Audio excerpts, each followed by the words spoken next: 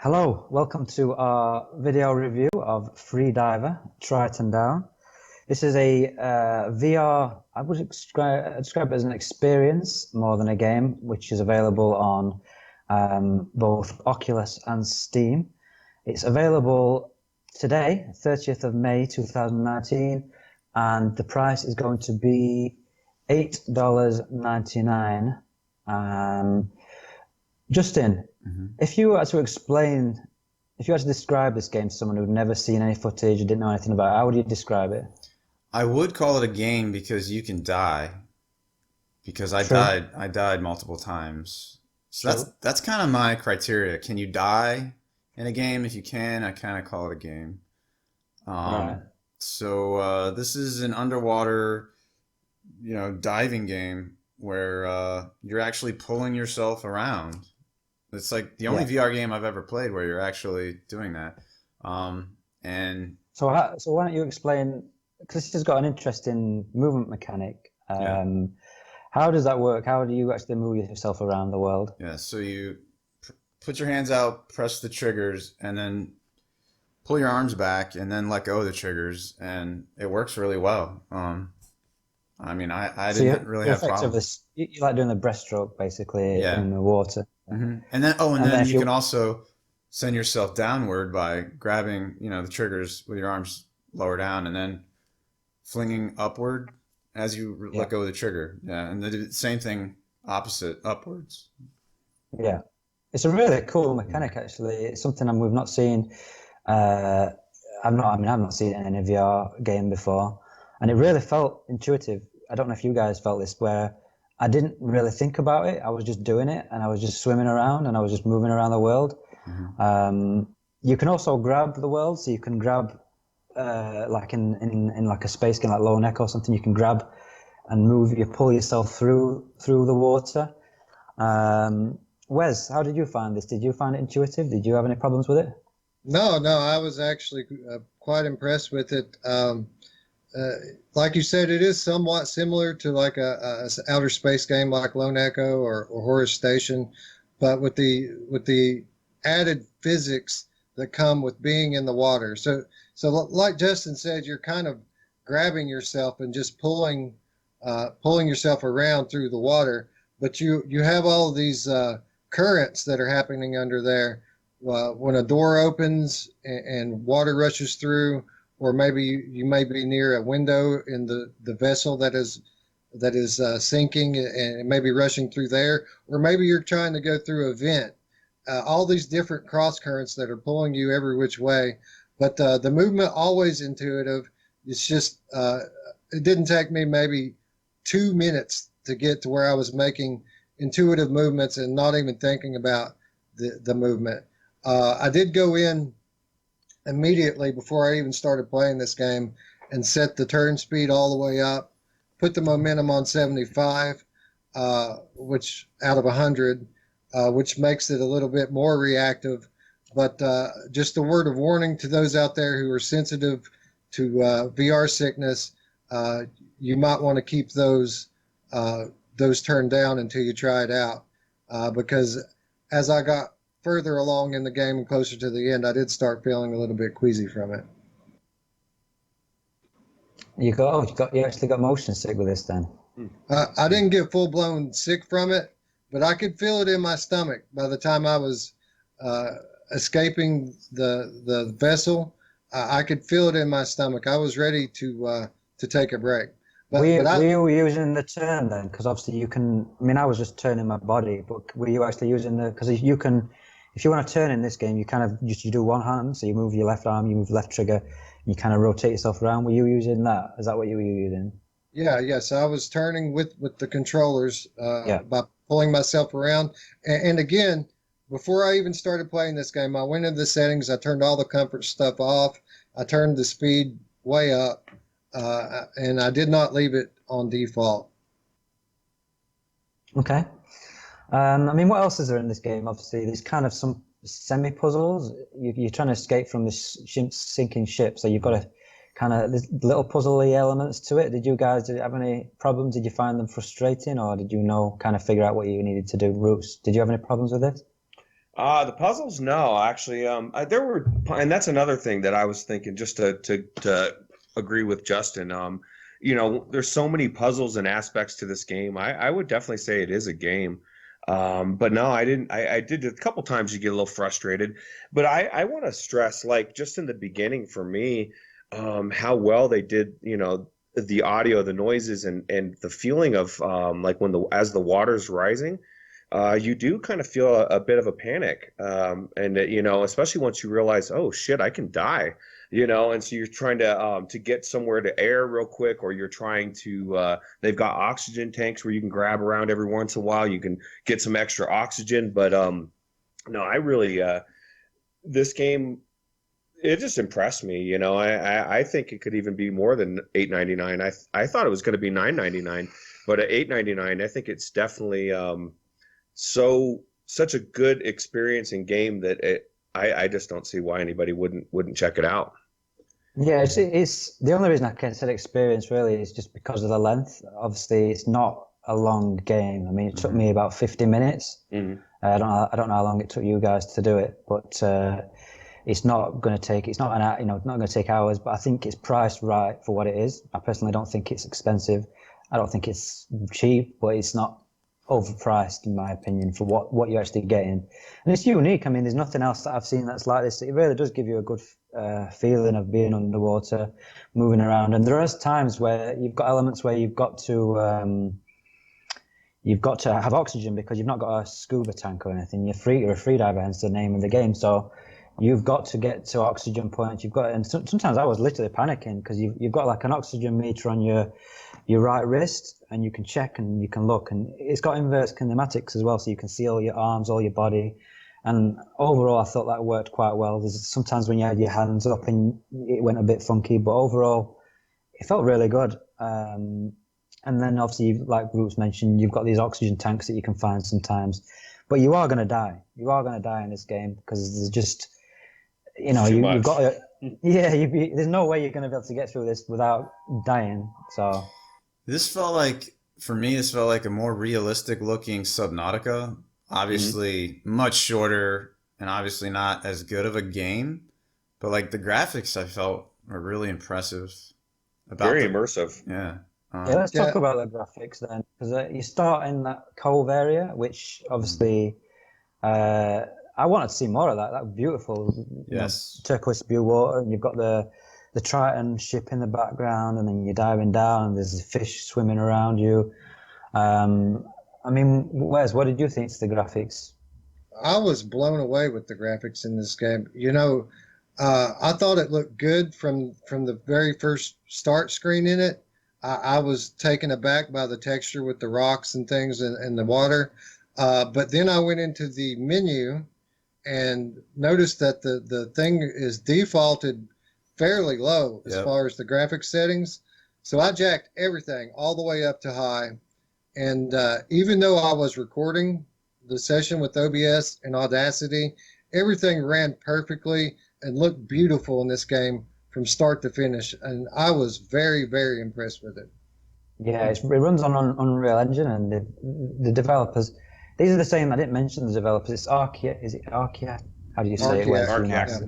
Yeah, and they made Evasion, which I know you liked. And this is obviously something that they've been working on. I don't know how long they've taken them to make it, but it's got really good production value. The graphics are really good. Let's talk about the sound, because Roots, you mentioned it before. The sound is also really good. I mean, there's some voice acting in there, which I thought was good. I particularly liked the way they told the story. There's a little bit of a story. We'll not spoil it because there's not much there to spoil as it is. But when you're in the water and you come up for air, sometimes the woman that you're playing, she'll talk and she'll say things, and then you've got communications with another guy who's talking to you. There's like, I don't know if not flashbacks. The flashback is you being in the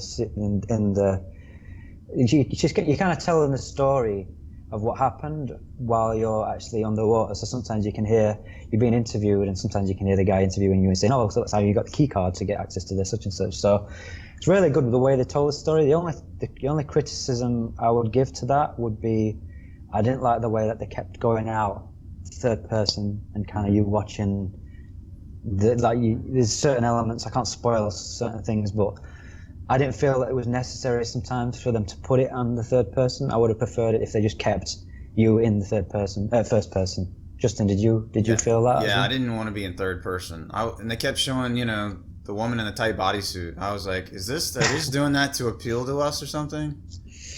I would have rather had it in first person. Yeah, I didn't think it was necessary.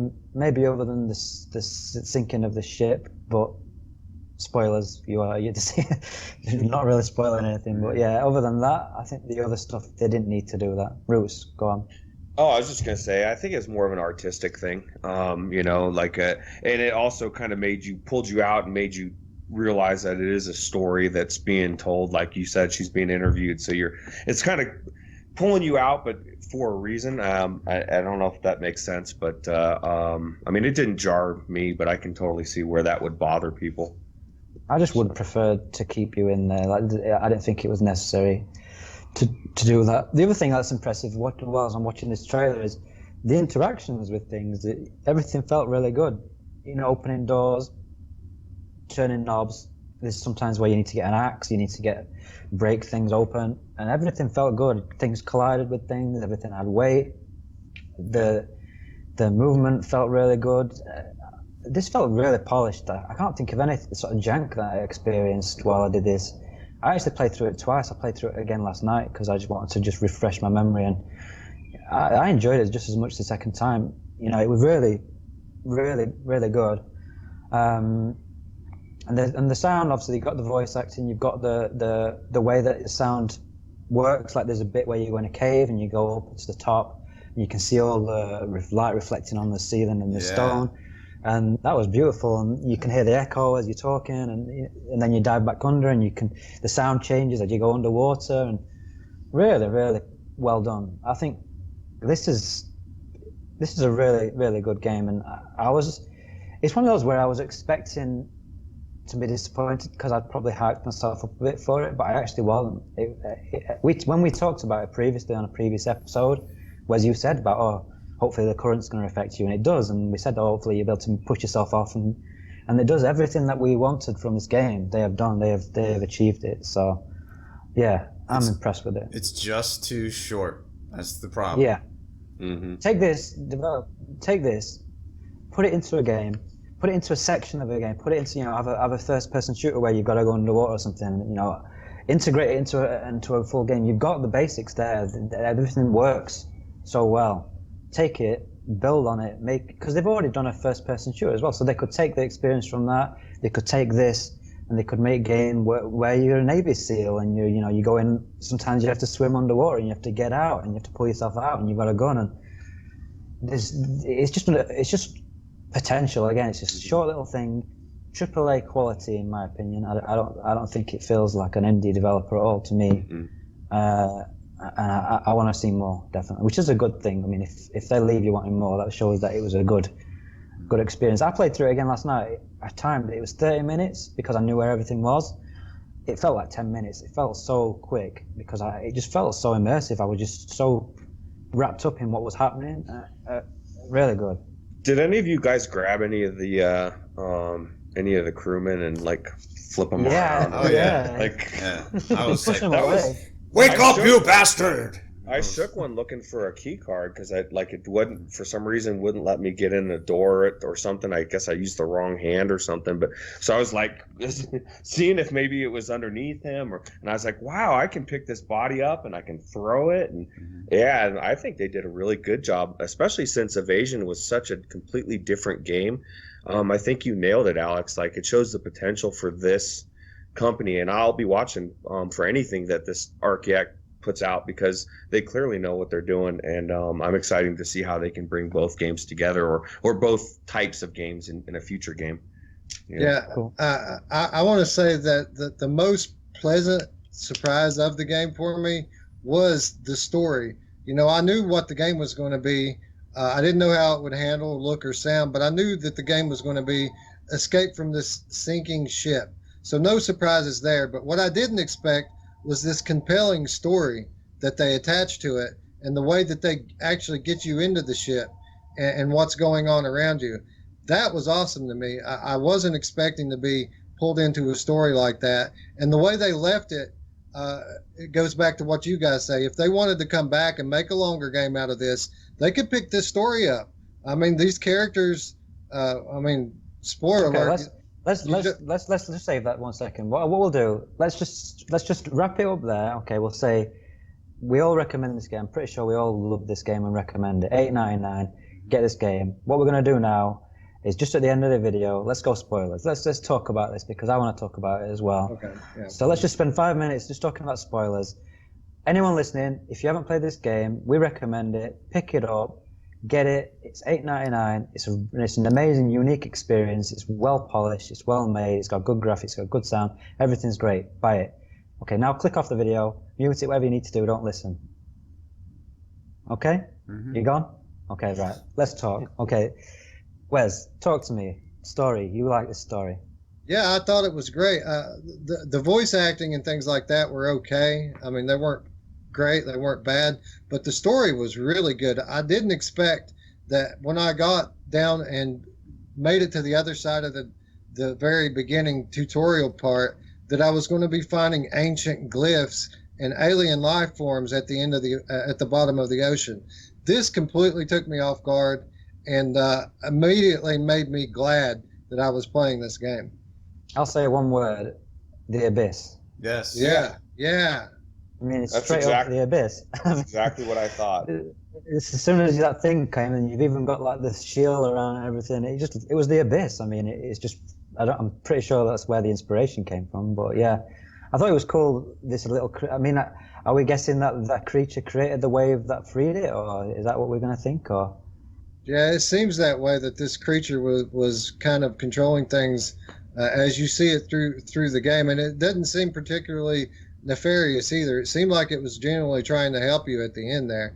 So yeah, I definitely think this is an intelligent creature, and it did seem from time to time like it might be in control of some of these events. When it swam away from you at the end, were you trying to swim after it? I was. Yeah, I was too. Yeah. It was like, oh. It was like, why am I not moving? They had us follow it for so long that it was like, oh, I'm supposed to be following it. I didn't want to see more of it. I wanted to see more of that arc of the story. I want to see the alien life and go down to some sort of alien underworld thing and stuff. It would have been really cool. But you gotta play Subnautica for that. Why has that got that? Is it? Oh yeah, that has all sorts of alien. It's so good. Sorry. Okay. Well, the thing is with this movement is, I know we'd want it in Subnautica, but you'd get tired after a while, wouldn't you? I mean, you spend a lot of time, just doing this over and over again. It feels cool in these cramped little environments where you can sometimes grab hold of them. But if you were out in an open sea, and that's the only way you to move is that, you would eventually get fed up with it. So, as much as we say we want that in Subnautica, I don't think we do really. Maybe they could give you some sort of powered swim thing that helps you swim like with more power. Yeah. But it's cool. Being underwater in VR works. We know that, and we want to see more of it. So, absolutely. Anything else, you guys want to touch on spoiler-wise before we finish up? I'm just curious. I want to know if the I guess it doesn't matter, but I feel bad for the captain. He could have made it out, right? It is possible. One cool element actually was when you were this bit in the thing where you're up and you can hear all the crew people shouting. That was awesome. Pretty cool. You can hear them all like panicking and one thing that was a little bit disappointing was that I wanted to kind of be in. I would have liked to have been in the ship before it sank. Kind of walked around on deck, maybe saw the ship before, and you could have maybe looked at the creature while it was in its tank and everything, and built up a bit of a relationship with that. And then maybe later on the boat sinks, and then that carries on. That's the only thing really. That and the way that they pulled you out third person. They were the only things really that I'd say. Yeah, as far as the creature goes, I don't know if you noticed this or not, but when you're in the vet part of the ship, I kind of hung out there for a little while because there was all kinds of schematic drawings where they had been studying this creature, x-rays on the wall, and there was a lot of cool stuff and a lot of good information in that room. So I kept going up for air, coming down, looking at some stuff, going back up, coming back down. a lot of good stuff can be seen with regards to the creature there. As far I as did notice. I'm sorry. Go ahead. Go on. No, go I ahead. was just going to say, I noticed that there's quite a few achievements. I didn't get all of them, so I don't know what else there is that you can do in the game. But there's obviously more things you can do. Because when you go through smash the window, did you use the axe or did you use the pan? Well, I use the axe, and this is one of the things that really, one of the few things that bother me about the game is whenever I went up for air a lot. I'm a conservative game player. I don't take chances. If I have an opportunity to breathe, I'm going to do it. But it seemed like every time I was going up for air, the game was giving me a hint about what I was supposed to do. So I would go up for air, and it would say something like, "I need to break that lock." And I didn't get any of that. I haven't even seen the damn lock. What lock are you talking about? Or I need to find something to break that window. What window? What let me figure this stuff out on my own. And, right. I never heard that, so I never, because when you said it about it earlier, I didn't really know what you meant with the hints. But that would be frustrating because you want to figure that stuff out yourself. You don't want to be told what to do. So yeah, exactly. And don't get me wrong, I've really enjoyed this game. This is just me nitpicking it. But yeah, it seems like if you go up for air more than once, you're getting a hit. And be warned, anyone who's going to play this game. I'm sure they're not listening now because of spoilers. But they just need an option that the devs need to just, and they could fix it today if they put it in an option that just turns those hints off, and if you want to hear them, then leave it. And I would suggest leaving the default as no hints and make people turn them on. It should always be that person. Yeah, I think that's how it should be set up in any puzzle game. Because if people don't check options, people don't know. And if you go in there and it's giving you hints all the time, it's spoiling the game, in my opinion.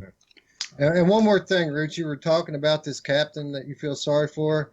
Screw that guy, man. I was down there fighting for my life, and this guy is getting drunk on scotch and reading me poetry while I'm sitting here trying to escape.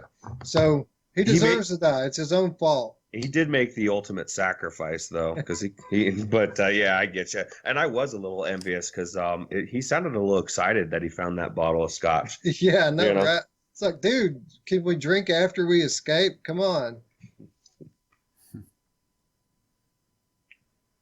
Oh, okay, I see. Yeah.